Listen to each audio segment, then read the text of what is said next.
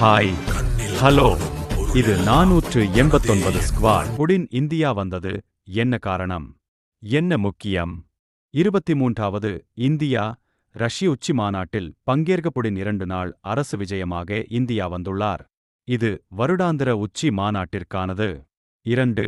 உக்ரையின் போருக்கு பிறகு முதல் இந்திய பயணம் 2022-இல் உக்ரையின் போர் தொடங்கிய பிறகு அவர் முதன்முறையாக 25 வருட ஸ்ட்ராட்டஜிக் கூட்டுறவு இந்தியா ரஷ்யா சிறப்பு மற்றும் அதிநிலை துரித கூட்டுறவு 25 ஆண்டுகள் நிறைவடைந்ததை குறிக்கும் முக்கிய விஜயம்.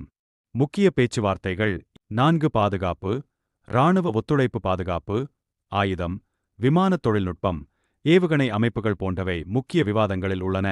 5 வர்த்தகத்தை அதிகரித்தல் இந்தியா ரஷ்யா வர்த்தகத்தை எண்ணெய் மட்டுமே அல்லாமல் 7 எரிசக்தி ஒத்துழைப்பு உலக அழுத்தங்களையும் மீறி இந்தியா ரஷ்யா எரிசக்தி, எண்ணெய், வாயு துறையில் இணைந்து செயல்படுவது.